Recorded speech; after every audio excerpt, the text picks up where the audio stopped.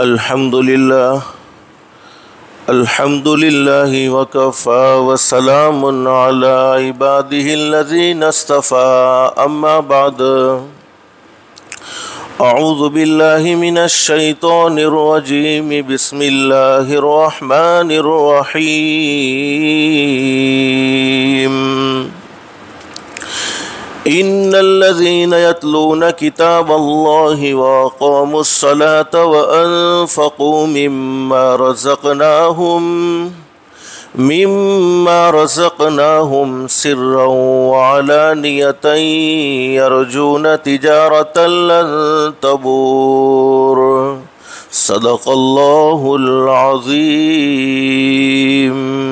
رب اشرح لي صدري ويسر لي أمري واحلل عقدة من لساني يفقه قولي سبحانك لا علم لنا إلا ما علمتنا إنك أنت العليم الحكيم. درود شریف پڑھ لیں. اللهم صل على محمد وعلى آل محمد كما صليت على إبراهيم وعلى آل إبراهيم إنك حميد مجيد. اللهم بارك على محمد وعلى آل محمد كما باركت على إبراهيم وعلى آل إبراهيم إنك حميد مجید.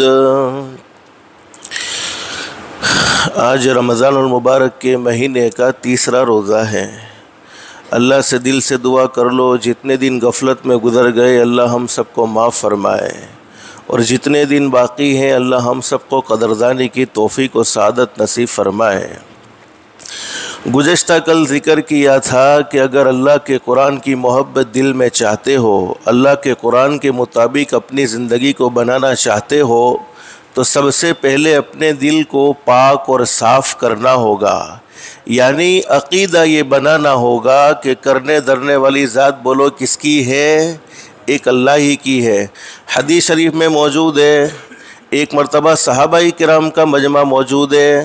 ہمارے نبی حضرت محمد الرسول اللہ صلی اللہ علیہ وسلم نے صحابہ کرام سے فرمایا، میرے صحابہ کرام، جس وقت میں دنیا سے رخصت ہو جاؤں گا، یعنی دنیا سے پردہ کر جاؤں گا، اور ہر انسان کو موت کے راستے سے بولو گزرنا ہوتا ہے. ہم سب کا یہ عقیدہ ہے، ہمارے نبی حضرت محمد الرسول اللہ صلی اللہ علیہ وسلم اپنے روزے مبارکہ میں، اپنی قبر مبارک میں زندہ ہیں، اور جب بھی ہم ہمارے نبی کو سلام پیش کرتے ہیں ہمارے نبی ہمارے سلام کا جواب بھی دیتے ہیں. لیکن حدیث شریف میں موجود ہے، ہمارے نبی نے صحابہ کرام سے فرمایا، میرے صحابہ کرام، جس وقت میں دنیا سے رخصت ہو جاؤں گا، جس وقت میں دنیا سے پردہ فرما جاؤں گا، اس وقت طرح طرح کے فتنے ظاہر ہو جائیں گے، طرح طرح کے فتنے تمہیں دیکھنے کو ملیں گے.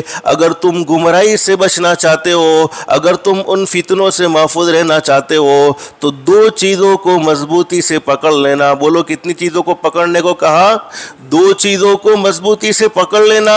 نمبر ایک، قرآن کریم کو مضبوطی سے پکڑ لینا، قرآن کریم کو مضبوطی سے تھامے رکھنا. جو قرآن کریم کو مضبوطی سے پکڑ لے گا دنیا کی کوئی طاقت اسے گمراہی کی طرف نہیں لے جا سکتی ہے، اور وہ کبھی بھی اپنے ایمان سے پھر نہیں سکتا ہے، کبھی بھی اپنے ایمان کو چھوڑ نہیں سکتا ہے. پھر فرمایا نبی کریم صلی اللہ علیہ وسلم نے، میری سنتوں کو مضبوطی سے پکڑ لینا.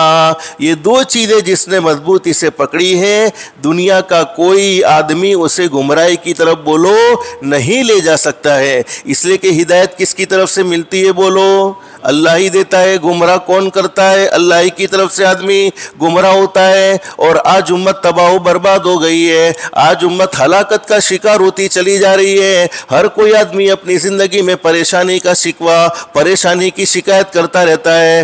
علماء نے لکھا ہے کہ امت کی تباہی اور امت کی بربادی دو وجہ سے ہوئی ہے. نمبر ایک، اس امت نے اپنے رشتے کو قرآن کریم سے توڑ دیا. دیا. اپنے رشتے کو قرآن کریم سے جوڑنے کی سخت ضرورت ہے. ہمارے موبائل پر اگر کوئی میسج آتا ہے اور ہمیں معلوم ہوتا ہے کہ یہ کوئی اہم میسج ہے، یا ہمارے گھر میں کوئی انگلش زبان میں لیٹر آتا ہے، کوئی خط آتا ہے، کوئی ٹپال آتا ہے، اب وہ زبان کو ہم جانتے نہیں تو وہ لوگ کیا کرتے ہیں، انگلش جاننے والوں سے کہتے ہیں کہ بھائی دیکھو یہ میرے گھر پر لیٹر آیا ہوا ہے، یہ میرے گھر پر انگلش زبان میں ٹپال آیا ہوا ہے، اس کا ترجمہ ذرا مجھے بتلا دیجئے کہ اس لیٹر میں مجھے کیا پیغام دیا ہے. میرے پیاروں، ہمارے نبی حضرت محمد رسول اللہ صلی اللہ علیہ وسلم کے ذریعے اس امت کو 1450 سال پہلے عربی زبان میں قرآن کریم کی شکل میں ایک لیٹر دیا ہے، ایک پیغام دیا ہے. کون اللہ کا بندہ ایسا ہے جس نے یہ کوشش کی ہو کہ میں روزانہ نماز میں فلانی سورت پڑھتا ہوں، فلانی آیت پڑھتا ہوں،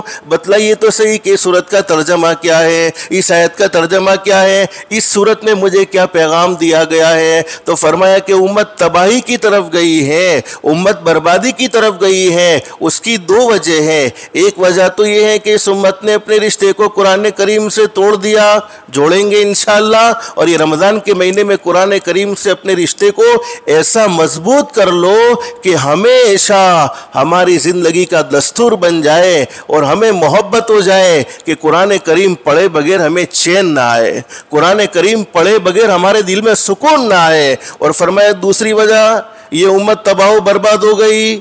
فرمایا کہ اس امت نے آپس میں لڑائی جھگڑے کرنا شروع کر دیا، خود ہی آپس میں لڑتی چلی گئی ہے، خود ہی آپس میں اختلاف کرتی چلی گئی ہے. اس وجہ سے یہ امت تباہ و برباد ہو گئی ہے. اس لیے ہم ذلیل ہوئے ہیں، ورنہ اللہ نے بولو ہمیں ذلیل کیا نہیں ہے. اللہ قرآن کریم میں فرماتے ہیں وَلَا تَهِنُوا وَلَا تَحْزَنُوا وَأَنْتُمُ الْأَعْلَوْنَ إِن كُنتُم مُؤْمِنِينَ.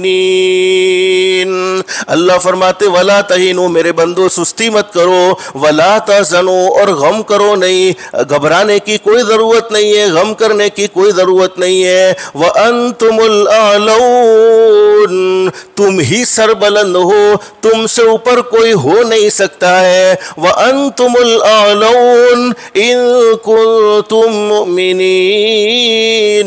کب تم سربلند ہوں گے، کب تم عزت والے ہوں گے، کب تم وقار والے ہوں گے؟ جب تم سچے مومن ہوں گے، کام کے مومن ہوں گے، نام کے مومن نہیں، کام کے مومن ہوں گے. اللہ ہم سب کو قرآن کریم کی صداقتوں پر یقین نصیب فرمائے. اور جب بھی ہم قرآن کریم کو شروع کرتے ہیں، اللہ پاک سب سے پہلے ہمارے عقیدے کو صاف کر دیتے ہیں. بسم اللہ الرحمن الرحیم، الف لام میم، ذالک الکتاب لا ریب فیہ. اللہ رب العالمین پہلے ہی پیغام دیتے ہیں میرے بندو، جس کتاب کو تم نے پڑھنے کے لیے، جس کتاب کو تم نے سمجھنے کے لیے اپنے ہاتھ میں لیا ہوا ہے، یقین کر لو کہ یہ وہ کتاب ہے جس میں کوئی شک کی گنجائش نہیں ہے، اس کی کوئی آیت میں کوئی مسٹیک نہیں ہے، کوئی حرف میں کوئی مسٹیک نہیں ہے. علماء نے لکھا ہے کہ جس کے دل میں شک پیدا ہو جائے، نعوذ باللہ، کہ اللہ کے قرآن کی فلانی آیت میں یہ پیغام دیا ہے سچ ہے یا غلط، یہ شک کا پیدا ہو جانا آدمی کو کفر تک پہنچا دیتا ہے. اور یہاں تک کہ حدیث شریف میں حضرت نبی کریم صلی اللہ علیہ وسلم کے جتنے ارشادات بیان کیے گئے ہیں، اور قرآن کریم کی تفسیر کو سمجھنے کے لیے ہمیں حدیث شریف کا سہارا لینا ہی ہوگا. اس لیے کہ سب سے اچھی تفسیر سمجھانے والے بولو کون؟ ہمارے آقا تاجدار مدینہ محمد الرسول اللہ صلی اللہ علیہ وسلم ہیں. اور صحابہ کرام نے حضرت نبی کریم صلی اللہ علیہ وسلم کی مجلس میں بیٹھ کر حضرت نبی کریم صلی اللہ علیہ وسلم کی زبان مبارک سے قرآن کریم کی تفسیر کو سمجھائے، قرآن کریم کے پیغام کو سمجھائے. تو اللہ نے قرآن کریم میں یہ بات بیان فرما دی کہ یہ وہ کتاب ہے جس میں کوئی شک کی گنجائش نہیں. اور ہمارے نبی بھی میرے پیاروں، ہم سب کا عقیدہ ہونا چاہیے، اپنی مرضی سے نہیں بولتے تھے، بلکہ کس کی مرضی سے بولتے تھے؟ بولو اللہ کی مرضی سے۔ اللہ قرآن کریم میں فرماتے وما ينطق عن الهوى ان هو الا وحی یوحی۔ اللہ فرماتے میرے محبوب کبھی اپنی مرضی سے نہیں بولتے تھے، میرے محبوب کبھی اپنی مرضی سے بات نہیں کرتے تھے، میرے محبوب جو بھی بولتے تھے زبان میرے محبوب کی ہوا کرتی تھی، کلام تو خود رب العالمین کا ہوتا تھا، زبان رحمت للعالمین کی، کلام رب العالمین کا۔ حدیث شریف میں لکھا ہے کہ ایک مرتبہ ہمارے آقا تاجدار مدینہ محمد الرسول اللہ صلی اللہ علیہ وسلم کسی راستے سے گزر رہے ہیں، یہودی حضرت نبی کریم صلی اللہ علیہ وسلم کے کٹر دشمن، یہودی جنہوں نے حضرت موسیٰ علیہ السلام پر ایمان قبول کیا لیکن ہمارے نبی حضرت محمد الرسول اللہ صلی اللہ علیہ وسلم کی نبوت کو تسلیم نہیں کیا، ہمارے نبی کی نبوت کو نہیں مانا۔ یہودی نے حضرت نبی کریم صلی اللہ علیہ وسلم کو پکڑ لیا اور راستے میں بے ادبی کرنا شروع کر دیا اور کہا محمد کہو صلی اللہ علیہ وسلم تو نے مجھ سے قرضہ لیا تھا، میرے قرضے کو واپس کیوں نہیں لوٹایا؟ ہمارے نبی حضرت محمد الرسول اللہ صلی اللہ علیہ وسلم بہت زبردست سخی تھے۔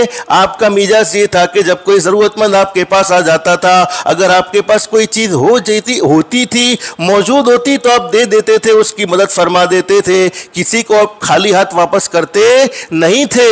لیکن اگر آپ کے پاس کوئی چیز نہیں ہوتی تھی اور سامنے والا ضرورت مند ہوتا تھا تو آپ قرضہ لے کر بھی اس کی مدد ضرور کرتے تھے۔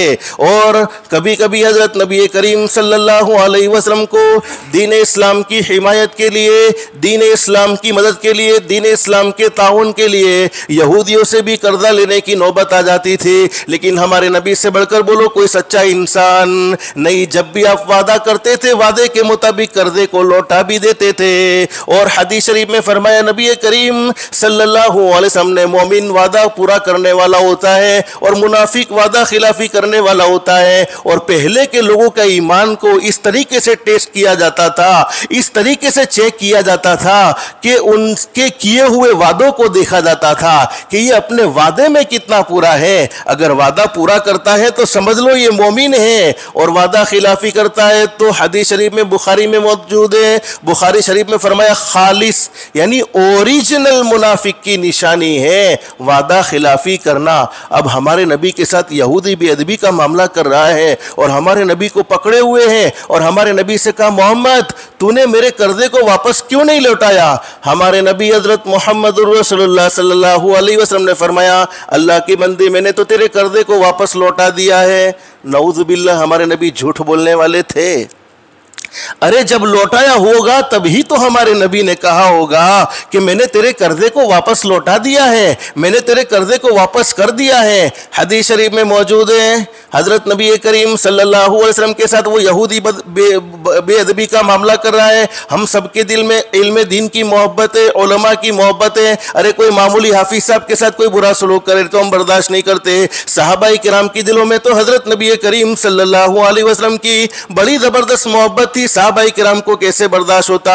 حدیث شریف میں لکھا ہے دور سے ایک صحابی نے دیکھ لیا کہ میرے محبوب کے ساتھ ایک یہودی بدسلوکی کا معاملہ کر رہا ہے، میرے محبوب کو پریشان کر رہا ہے۔ ہمارے نبی نے فرمایا اللہ کے بندے مجھے چھوڑ دے، میں نے تیرے قرضے کو واپس لوٹا دیا ہے۔ یہودی نے کہا بتلاؤ تو صحیح، اگر تم نے واپس لوٹایا ہے تو گواہ کون ہے؟ ہمارے نبی نے فرمایا گواہ تو میرا پیدا کرنے والا اللہ ہی ہے۔ لیکن دور سے صحابی نے دیکھ لیا اور حضرت نبی کریم صلی اللہ علیہ وسلم کی یہ بات سن لی کہ میں نے قرضے کو واپس لوٹا دیا ہے، اور یہودی کہہ رہا ہے گواہ کون ہے؟ صحابی نے آتے ہوئے دور سے کہا یہودی میرے محبوب کو چھوڑ دے، میں خود گواہ ہوں کہ میرے نبی نے تیرا قرضہ واپس لوٹا دیا ہے، میرے نبی نے تیرا قرضہ واپس کر دیا ہے۔ اب یہودی نے تو ہمارے نبی حضرت محمد رسول اللہ صلی اللہ علیہ وسلم کو چھوڑ دیا، ہمارے نبی بالکل قریب، ہمارے نبی کے بالکل قریب صحابی آ گئے، ہمارے نبی کا چہرے انور غصے کی وجہ سے سرخ ہو گیا، اس لیے کہ اللہ نے آپ کو حسین و جمیل بنایا تھا،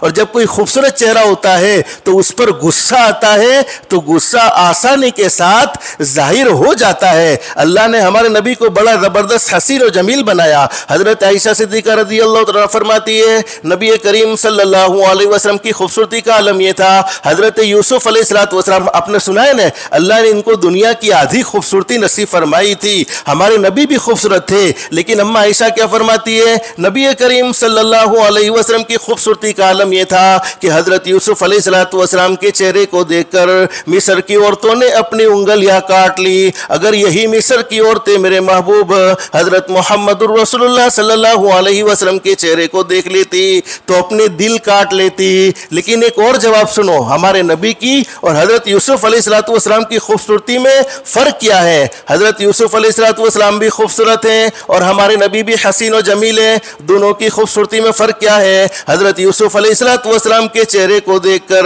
مصر کی عورتوں نے اپنی انگلیاں کاٹ لی، اور ہمارے آقا تاجدار مدینہ محمد رسول اللہ صلی اللہ علیہ وسلم کے چہرے کو دیکھ کر صحابہ کرام نے اپنی گردنیں کٹوا لی۔ تو وہ لوگ کس کی خوبصورتی زیادہ ہے؟ حضرت نبی کریم صلی اللہ علیہ وسلم کی خوبصورتی زیادہ۔ اب ہمارے نبی وہ صحابی پر ناراض ہوئے، اللہ کے بندے جس وقت میں نے یہودی کا قرضہ واپس لوٹایا اس وقت تم وہاں پر موجود نہیں تھے، اور تم نے بغیر دیکھے گواہی کیسے دے دی؟ اور بغیر دیکھے بولو گواہی دی جاتی نہیں ہے، شریعت میں اس کی کوئی اجازت نہیں، جب گواہی دینی ہو تو تمہاری آنکھوں سے دیکھا ہوا ہونا ضروری ہے۔ اب ہمارے نبی ناراض ہو گئے صحابی پر، اللہ کے بندے تم نے ایسا کیوں کیا؟ اور ہم ہوتے હારું થયું તું આવી ગયો નકર તો બહુ મોટી પ્રોબ્લેમ હતી તે کہی دیدو એટલે મને چھوڑی دیدو۔ لیکن میرے پیارو ہمارے نبی تو دنیا میں سچائی کا پیغام لے کر آئے ہیں، سچائی امت کو سکھانی ہے، سچائی کا پیغام امت کو دینا ہے۔ حضرت نبی کریم صلی اللہ علیہ وسلم نے صحابی سے فرمایا بغیر دیکھے گواہی کیوں دے دی؟ بغیر دیکھے گواہی نہیں دی جا سکتی۔ اب صحابی کی بات سنو، صحابی نے کیا فرمایا اللہ کے نبی اگر میں اپنی آنکھوں سے دیکھتا تو گواہی دیتے ہوئے سوچتا، اس لیے کہ میری آنکھیں بولو غلط دیکھ سکتی ہیں، آنکھوں میں دیکھنے میں مسٹیک ہو سکتی ہے، لیکن میں نے گواہی دی ہے آپ کی زبان مبارک سے سن کر۔ آپ نے فرمایا کہ میں نے قرضہ واپس لوٹا دیا، میری آنکھیں تو غلط ہو سکتی ہیں، ارے میرا عقیدہ ہے کہ پہاڑ اپنی جگہ سے حرکت کر سکتا ہے، لیکن آپ کی زبان مبارک سے نکلی ہوئی کوئی بات غلط نہیں ہو سکتی ہے۔ تو کتنا زبردست یقین صحابہ کرام کو ہمارے نبی کی سچائی پر ہوگا۔ جب ہم قرآن کریم کے پیغام کو دل میں بسانا چاہتے ہیں تو عقیدہ ہونا چاہیے بولو قرآن کریم میں کوئی مسٹیک نہیں ہے، ہمارے نبی حضرت محمد رسول اللہ صلی اللہ علیہ وسلم کی زبان میں کوئی مسٹیک نہیں ہے، بلکہ آپ اللہ کی مرضی سے بولتے تھے، اپنی مرضی سے نہیں بولتے تھے۔ ارے میرے پیارو اگر سچا مانے تو بولو اس میں تو کوئی کمال کی بات، اس لیے کہ ہمارا مزاج حضرت شیخ سعدی فرماتے ہیں جب کسی سے محبت ہوتی ہے، جب کسی سے پیار ہوتا ہے تو اس کے عیب بھی ہنر معلوم ہوتے ہیں، یعنی اس کی غلطیاں بھی ہمیں بولو اچھی لگتی ہیں جب کسی سے محبت ہوتی ہے۔ لیکن جب کسی سے نفرت ہو جاتی ہے، جب کسی سے دشمنی ہو جاتی ہے تو پھر اس کے ہنر بھی عیب معلوم ہونے لگتے ہیں، یعنی اس کی اچھائیاں بھی بری معلوم ہونے لگتی ہیں۔ ابو جہل کا نام آپ نے سنا ہے، مکے کا چودھری تھا، ہمارے نبی حضرت محمد رسول اللہ صلی اللہ علیہ وسلم کا کٹر دشمن، ہر وقت حضرت نبی کریم صلی اللہ علیہ وسلم کو تکلیف پہنچانے کی فراق میں رہتا تھا، ہر وقت موقع تلاش کرتا کہ کون سا موقع ملے اور حضرت نبی کریم صلی اللہ علیہ وسلم کو دکھ پہنچایا جائے، حضرت نبی کریم صلی اللہ علیہ وسلم کو تکلیف پہنچائی جائے۔ ابو جہل ایک مرتبہ بیت اللہ کا طواف کر رہا ہے، مشرکین مکہ بھی بیت اللہ کا طواف تو کرتے تھے۔ رمضان کے مبارک مہینے میں اللہ سے دل سے دعا کر لو اللہ ہم سب کو بھی بہت جلد سے جلد بیت اللہ کی حاضری عافیت کے ساتھ نصیب فرمائے اور بیت اللہ کا طواف کرنا اللہ ہم سب کا مقدر بنائے۔ ابو جہل بیت اللہ کا طواف کر رہا ہے، ابو جہل کا ایک دوست، ایک فرینڈ ابو جہل کے پاس آ گیا اور ابو جہل سے آ کر پوچھا کہ ابو جہل سچ سچ بتانا یہ محمد کہو صلی اللہ علیہ वसल्लम मक्के में नबी बने हुए हैं, अपने आप को नबी जाहिर करते हैं, और ये मोहम्मद कहते हैं अल्लाह ने मुझ पर कुरान उतारा है, मुझे कुरान करीम का पैगाम सुनाने के लिए दुनिया में भेजा है, एक अल्लाह की तरफ बुलाते हैं, तो क्या ये मोहम्मद सच कहते हैं या नाऊज़ बिल्लाह मोहम्मद ने नबूवत का दावा कर लिया है, मोहम्मद ने झूठ बोला है। अब अबू जहल ने इधर उधर नजर दौड़ाई, इसलिए कि चोरों की आदत होती है, जैसे रमजान में किसी को छुप कर पानी पीना हो मस्जिद के अंदर तो नजर दौड़ानी पड़ती है, कोई जुआ वालू से तो नहीं ने, कोई जुई तो नहीं जाए ने। अब अबू जहल भी यही सोच रहा है कि मेरी बात को कोई सुनने वाला तो नहीं, मुझे कोई देखने वाला तो नहीं। जब अबू जहल को पूरा यकीन हो गया कि मेरी तरफ किसी की नजर नहीं है और मेरी बात को सुनने वाला कोई नहीं है, फिर अबू जहल ने फरमाया, अबू जहल ने कहा कि अपने दोस्त से कहा कि अगर हकीकत पूछना चाहते हो तो मैंने अपनी ज़िंदगी में मोहम्मद से सच्चा इंसान कोई देखा ही नहीं है। ये कट्टर दुश्मन जिसकी हर वक्त ये कोशिश रहती है, हकीकत पूछना चाहते हो तो मोहम्मद से बढ़कर दुनिया में कोई सच्चा इंसान नहीं है। अब दोस्त ने दलील मांगी, हर बात दलील से होनी चाहिए, जब भी हम किसी बात को जिक्र करें तो दलील होनी चाहिए। तो अबू जहल से दोस्त ने दलील मांग ली, बता मोहम्मद के कहो सल्लल्लाहु अलैहि वसल्लम सच्चे होने की दलील तेरे पास क्या है। अबू जहल ने क्या कहा कि मैंने मोहम्मद के दरमियान कहो सल्लल्लाहु अलैहि वसल्लम 40 साल जिंदगी गुजारी है और मोहम्मद ने भी हमारे दरमियान 40 साल जिंदगी गुजारी है। जिस मोहम्मद ने कभी किसी इंसान पर झूठ नहीं बांधा है, वो मोहम्मद अल्लाह पर कैसे झूठ बांध सकता है। जो मोहम्मद कहो सल्लल्लाहु अलैहि वसल्लम जिसने किसी इंसान पर झूठा इल्जाम नहीं लगाया, जिसने किसी इंसान पर झूठी तोहमत नहीं लगाई, तो वो मोहम्मद कहो सल्लल्लाहु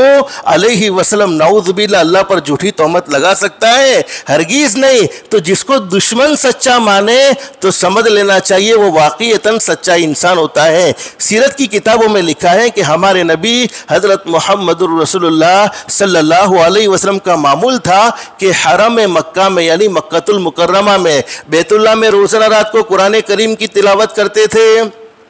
अरे कोई मामूली कारी कुरान करीम की तिलावत करता है तो बोलो हमारे दिल में उसका असर पैदा होता है। अल्लाह के कुरान में अल्लाह ने वो तासीर रखी है। जिस शहनशाह कायनात पर हजरत नबी करीम सल्लल्लाहु अलैहि वसल्लम की ज़ाते गिरामी पर कुरान करीम नाजिल हुआ होगा और वो जब नबी पढ़ते होंगे तो बोलो उनकी ज़ुबान में कितना ज़बरदस्त असर होगा। और हजरत अबू सईद खुदरी रज़ी अल्लाह तआला फरमाते हैं जब हजरत नबी करीम सल्लल्लाहु अलैहि वसल्लम फजर की नमाज पढ़ाते थे और आप फजर की नमाज में कभी वद्दुहा वल्लैलि इज़ा सजा मा वद्दाका रब्बुका वमा क़ला वलल आखिरतु खैरुल लक मिनल ऊला वद्दुहा की सूरत पढ़ते थे, हम उसकी लज्जत को पूरे दिन महसूस करते थे। यानी फजर की नमाज में सुनी हुई वो सूरत की लज्जत पूरे दिन महसूस होती थी। अल्लाह हमें भी कुरान करीम से असर लेने वाला बना दे। मक्के के 3 बड़े बड़े काफिर उस जमाने के, अबू जहल जो कट्टर दर्जे का हजरत नबी करीम सल्लल्लाहु अलैहि वसल्लम का दुश्मन, और उस जमाने में अबू सुफियान जो अभी ईमान नहीं लाए थे, और एक तीसरे काफिर का नाम लिखा है अखनस बिन शुरैक। ये 3 बड़े बड़े काफिर हजरत नबी करीम सल्लल्लाहु अलैहि वसल्लम का कुरान रोजाना छुप छुप कर सुनते थे। और चूंकि कुरान करीम सुनने में उन्हें बड़ा मजा आता था, रोजाना छुप छुप कर हजरत नबी करीम सल्लल्लाहु अलैहि वसल्लम की जुबान मुबारक से ये तीनों काफिर कुरान सुनते थे। एक मरतबा ये तीनों काफिर कुरान सुनकर सुबह में वापस होने लगे तो एक रास्ते पर जमा हो गए। अबू जहल भी जमा हुआ, अबू सुफियान भी जमा हुए, अखनस बिन शुरैक भी जमा हो गया, और तीनों ने आपस में एक दूसरे को पूछना शुरू कर दिया, अरे भाई एक साथ यहाँ क्यों आए हो, क्या मसला है। तीनों ने कहा कि हम तो मोहम्मद के कुरान को सुनने आए थे, कहो सल्लल्लाहु अलैहि वसल्लम। अब तीनों ने कहा कि हम कैसा अजीब काम करते हैं, दीन में तो मोहम्मद की मुखालफत करते हैं, कहो सल्लल्लाहु अलैहि वसल्लम। दीन में तो मोहम्मद को तकलीफें पहुंचाते हैं, दीन में तो मोहम्मद को सताते हैं, दीन में तो मोहम्मद के रास्ते में रुकावटें पैदा करते हैं। और रात को आपस में मिलकर कुरान करीम, यानी तीनों अलग अलग कोने में कुरान करीम सुन रहे थे, फिर एक रास्ते में जमा हो गए और रात को कुरान सुनते हो। अगर लोगों को पता चला तो लोग हम पर क्या राय कायम करेंगे और लोग हमें कैसा कहेंगे कि کہ ارے یہ کیسے لوگ ہیں، دین میں تو محمد عربی کو ستاتے ہیں اور رات میں محمد عربی کا قرآن سنتے ہیں، لیکن اب تینوں نے وعدہ کر لیا کہ آئندہ کل بولو کل کوئی آئے گا۔ تینوں نے پکا وعدہ کر لیا، ابو جہل نے بھی وعدہ کیا، اخنس بن شریک نے بھی وعدہ کیا اور ابو سفیان نے بھی وعدہ کر لیا، لیکن وہ معاملہ ہو گیا اکبر بیربل جیسا۔ سنا ہے نا، اپنے ایک مرتبہ اکبر نے اپنے خادم سے کہا، اپنے وزیر سے کہا بیربل سے کہ مجھے دودھ کی نہر میں نہانا ہے، سب لوگوں کو کہہ دو کہ کل صبح میں پوری نہر دودھ سے بھری ہوئی ہونی چاہیے، ہر ایک دودھ کا ایک ایک پیالہ نہر میں ڈال دے۔ اب اکرام جیسی سوچ رکھنے والا کوئی ہوگا کہ بھئی سب دودھ کا پیالہ ڈالیں گے، میں ایک گلاس پانی ڈال دوں گا تو کیا فرق پڑنے والا ہے، اس لیے کہ سب نے دودھ کا پیالہ ڈالا ہوا ہے تو میں ایک گلاس پانی ڈالوں گا تو فرق کیا پڑے گا۔ لیکن اس کی سوچ سب نے رکھ لی، سب نے یہی سوچ لیا کہ نہیں میں بھی ایک گلاس پانی ڈال دوں گا تو کیا فرق پڑے گا، میں بھی ایک گلاس پانی ڈال دوں گا تو کیا فرق پڑے گا۔ اب تینوں کافروں نے آپس میں پہلے دن تو مشورہ کر لیا تھا کہ آئندہ کل کوئی نہیں آئے گا۔